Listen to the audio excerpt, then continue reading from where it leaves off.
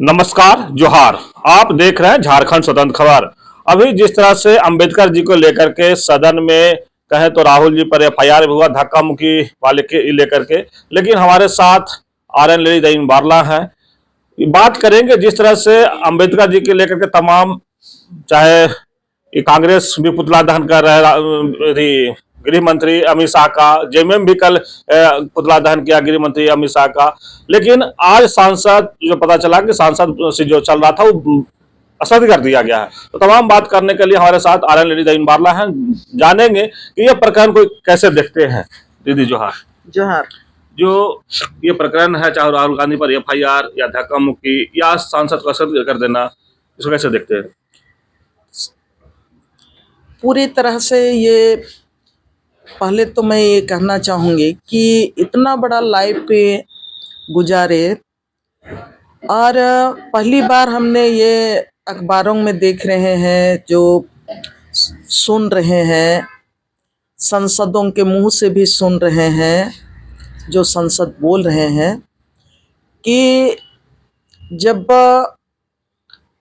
संविधान ने एक लोकतांत्रिक व्यवस्था बना दिया है, लोकतांत्रिक व्यवस्था खड़ा कर दिया है, और ये संवैधानिक ढांचा को शुरू से ही हम लोग देख रहे हैं। 2014 के बाद लगातार जो केंद्र में जो नरेंद्र मोदी के अगुवाई में जो भाजपा की सरकार चल रही है, वो संवैधानिक ढांचा को लगातार से उस पर हमला कर रहा है, संवैधानिक ढांचा को लगातार ही तोड़ने का काम कर रहा है, संवैधानिक ढांचा को खत्म करने का काम कर रहा है।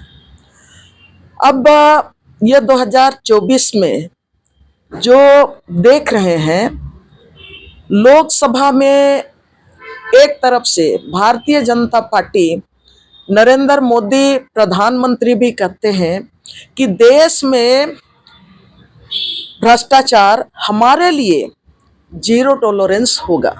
ये शुरू से बोल रही है कि भ्रष्टाचार भारतीय जनता पार्टी के लिए जीरो टॉलरेंस होगा। लेकिन जो लोकसभा सत्र चला, इसके पहले शुरू हुआ, इसके पहले पूरे विश्व में जिस तरह से अडानी के ऊपर में जो भ्रष्टाचार का आरोप लगा हुआ है, और अमेरिका जैसे देश ने अडानी पर ये आपका वारंट इशू कर दिया गया है, और उस वारंट के आधार पर ही इंडिया गठबंधन के विपक्षी के साथी लोकसभा में राहुल गांधी के नेतृत्व में अडानी पर कार्रवाई करने की मांग कर रहे हैं। लेकिन नरेंद्र मोदी और गृह मंत्री अमित शाह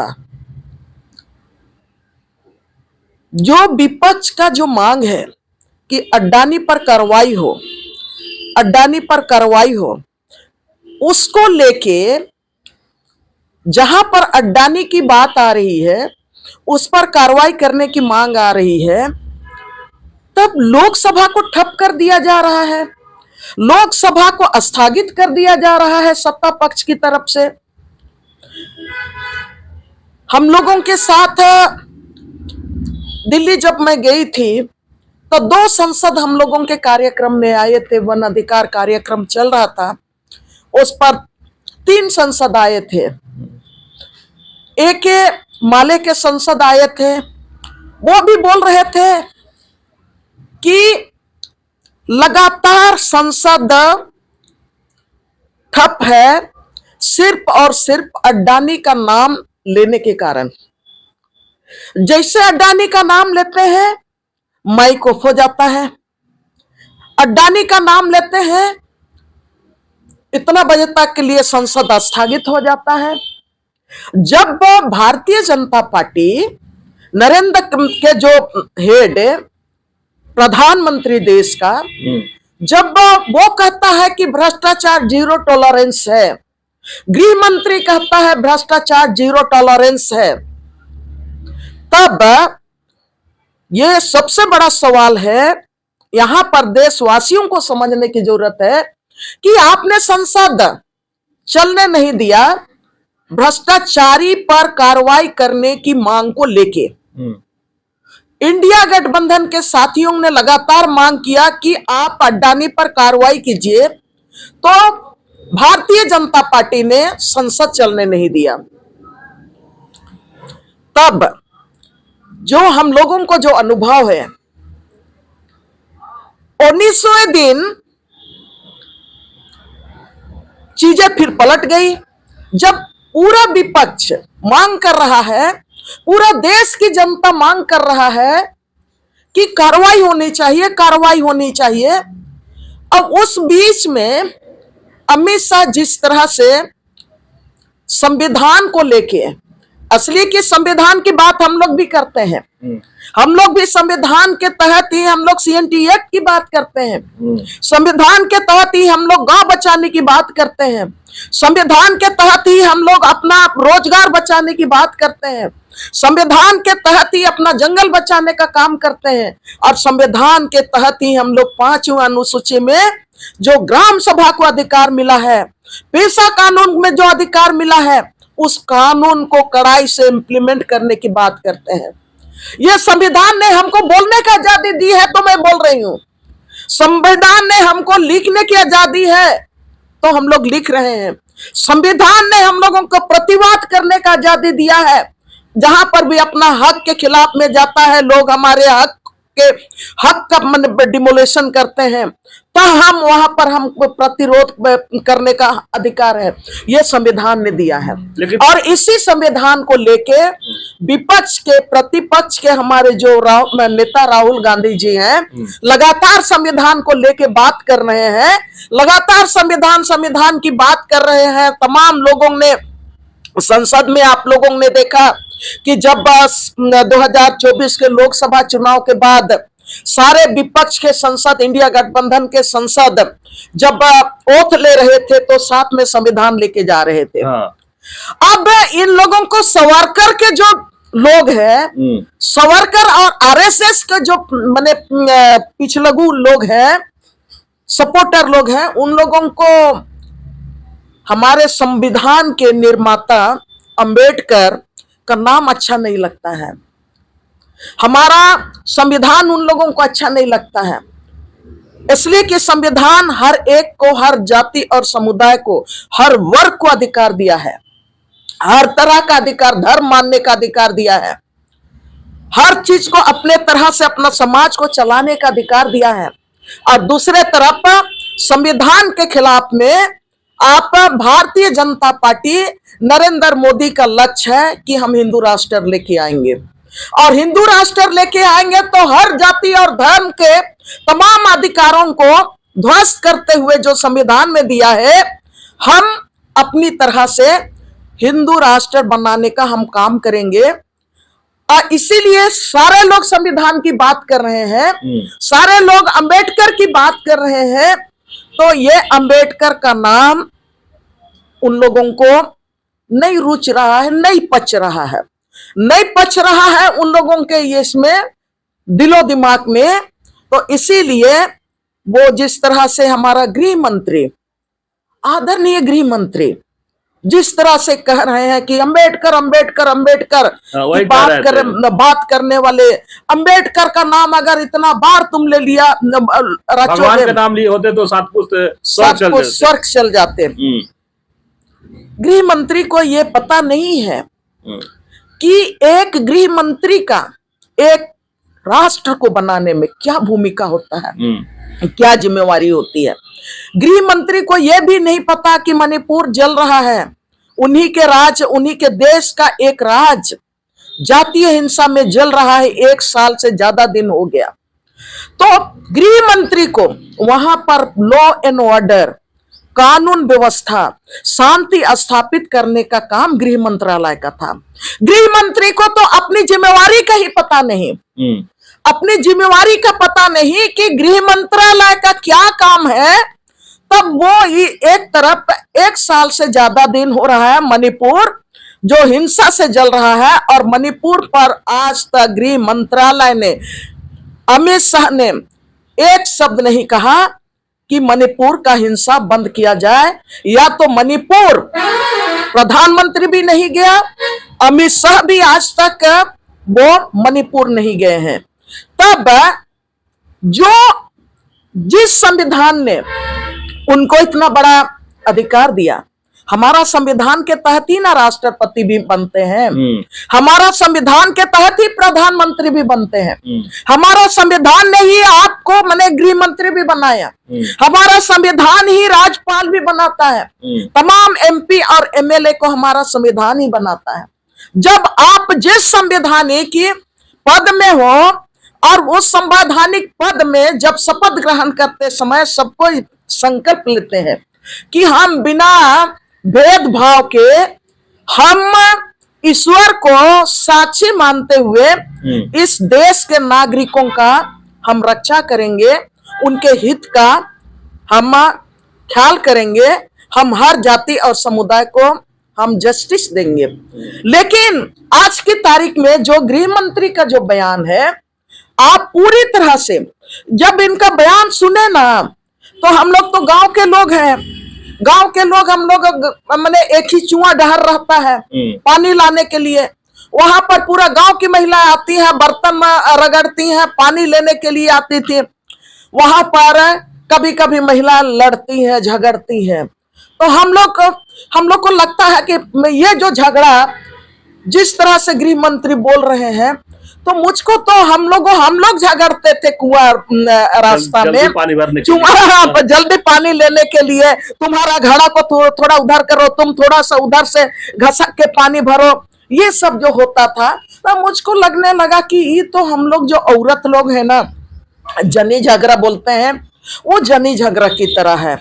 जब आप संवैधानिक पद में हो, अब उसको लेके निश्चित रूप से आम आदमी को भी इससे पीड़ा लगता है। पीड़ा इसलिए लगता है कि हम लोग तो पैदा नहीं हुए थे जिस समय अंबेडकर, नेहरू जी, सारे लोग मिलके एक तो अंग्रेजों के खिलाफ, सत्ता के खिलाफ लड़ा, उसके बाद संविधान सभा बना, उसके बाद आज की तारीख में हम लोग जिन लोगों ने अपना शहादत देके जिस संविधान देश को आजादी दी, और उस आजाद देश के लिए उस संविधान का जो निर्माता है, जो आज की तारीख में बहुत कुछ शहीद हो गए ना, अभी तो कोई है भी नहीं, अब उनके संविधान को लेके हम ये बात कह रहे हैं कि मैंने उनका नाम को ऐसा ले रहे हो, ऐसा ले रहे हो, ये अपमान है, देश का अपमान है, देश का स्वतंत्रता का अपमान है, देश की आजादी का अपमान है,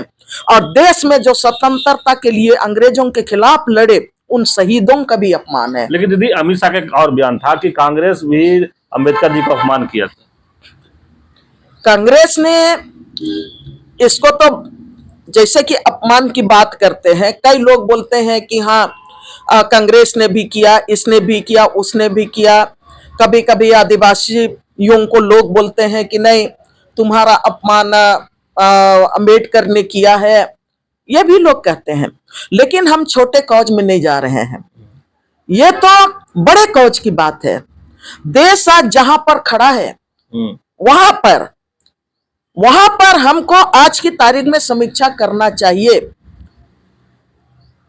करने के लिए बहुत है, लेकिन आज की तारीख में जहां पर आप देश में जातीय हिंसा के नाम पर देश को आप जला रहे हैं, इसलिए मैं कह रही हूं, प्रधानमंत्री आप हो, आप गृह मंत्री हो, जहां पर अशांति है, अशांति स्थापित करने का आपका काम है, लेकिन आप उसको शांत करने नहीं चाहते हो, तो उसके लिए जो माचिस लगाता है वो जितना क्राइम करता है, जितना जिम्मेदार है, आप भी उतने जिम्मेदार हैं।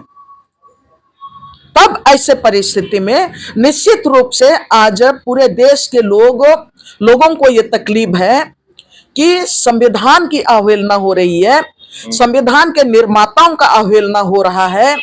हम लोगों का भी बिरसा मुंडा, सिद्धू कानू, सारे लोग अंग्रेजों के खिलाफ लड़ाई लड़ा। आज हम लोगों को भी तकलीफ होता है, इसलिए कि हमारे लोग भी देश की आजादी के लिए आहुति दी है। तो आज निश्चित रूप से जो आपने सवाल किया वो आज गांव गांव तक पहुंच गया है कि किस तरह से संविधान के जो निर्माता हैं बाबा साहब अंबेडकर का, किस तरह से लोकसभा में उनका अपमानजनक बातें उन पर कहा जा रहा है। और उसके साथ ही अब अडानी को लेके आप संसद चलने नहीं दे, लोकसभा चलने नहीं दे रहे हैं, और उसको लेके इंडिया गठबंधन लगातार विरोध प्रदर्शन कर रहा है। और बड़ा मुझको अजीब सा लगता है, कल जो घटना हुआ धक्कम धुक्की में, राहुल गांधी को कहा जा रहा है कि राहुल गांधी ने धक्का दे दिया। अब उस राहुल गांधी को, जिस राहुल गांधी को आपने हर तरह से बदनाम करने की कोशिश की, पहले आप उनको कहते थे पप्पू, कभी बोलते थे बच्चा, कभी क्या तो क्या नहीं उपनाम देते थे। आप कभी भी राहुल गांधी को आपने सम्मानजनक नाम से संबोधित नहीं किया। हम लोग उनको जानते हैं राहुल गांधी को कि देश के लिए आजादी के बाद शहादत देने में से पहला परिवार है राहुल गांधी का परिवार। उसकी दादी को गोली मार दी गई, उसके बाद उनका पिता को गोली मार दिया गया। उस शहीद के बेटे को कल का उम्र से कितना जूनियर है आपसे, उनके इसमें आपको ये व्यंग से उनको उपनाम देना वो कितना शर्मनाक है। और उनके जो राहुल गांधी कन्याकुमारी से कश्मीर तक आपका देश को जोड़ने के लिए पैदल यात्रा किया, देश के हर जाति और समुदाय को जोड़ने के लिए और उनको न्याय देने के लिए। देश में क्या हो रहा है, जातीय के नाम का पर क्या हो रहा है, संविधान का वायलेशन कैसा हो रहा है, किस तरह से हो रहा है, यहाँ के लोगों को किस तरह से न्याय मिल रहा है नहीं मिल रहा है, उसको देखने के लिए राहुल गांधी ने कन्याकुमारी से कश्मीर तक कड़ाके की ठंड में उन्होंने कश्मीर पहुंचे थे। और आज की तारीख में फिर उसके बाद उन्होंने न्याय यात्रा निकाल के आदिवासियों का बात, आदिवासियों का दुख और दर्द को, दलितों का दुख और दर्द को, शोषित और वंचित लोगों के दुख और दर्द को समझने का कोशिश किया। यहाँ राहुल गांधी दो बार मणिपुर गए। जब आप प्रधानमंत्री होके आप मणिपुर नहीं जा सके, गृह मंत्री होके आप मणिपुर नहीं जा सके, और वही राहुल गांधी दो बार मणिपुर जाके मणिपुर के लोगों के साथ दुख और दर्द बांटने का काम किया।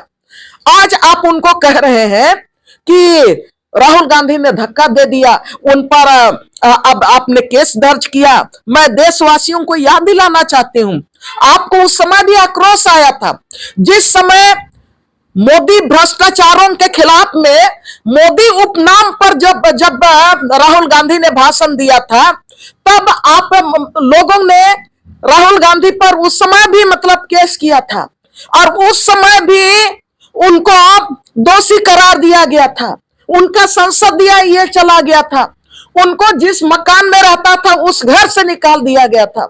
यानी कि राहुल गांधी और इंडिया गठबंधन आज की तारीख में भारतीय जनता पार्टी और आरएसएस के लोकतंत्र को स्थापित करने के लिए उनके गले का हड्डी बन गए हैं। इसीलिए राहुल गांधी पर बार बार टारगेट किया जा रहा है।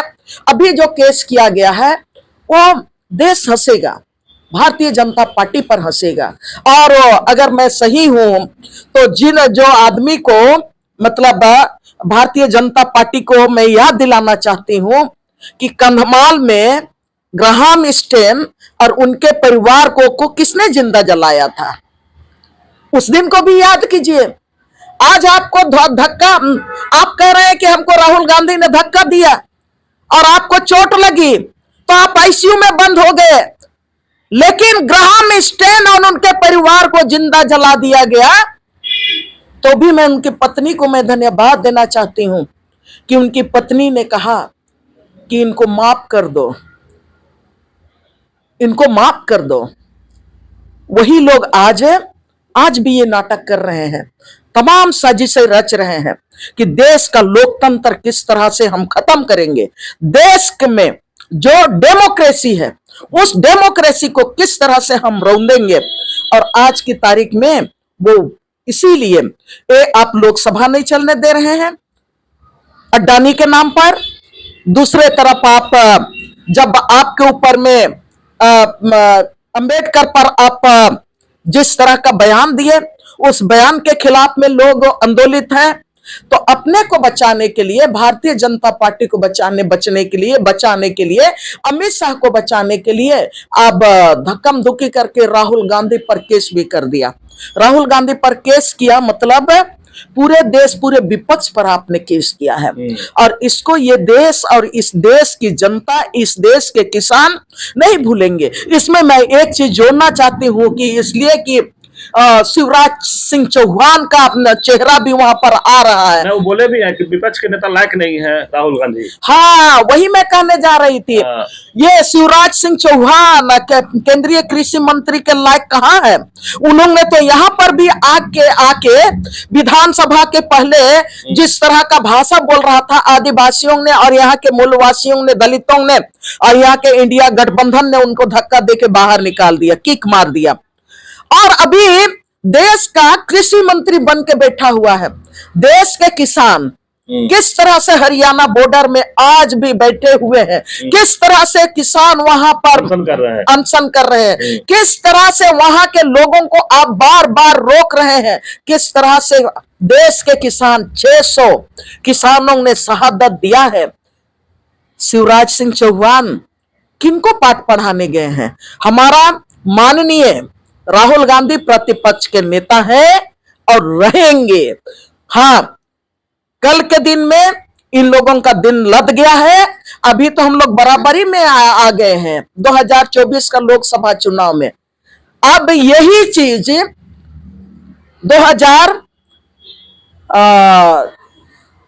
2029 में पूरी विदाई का कभी तैयारी करेगा।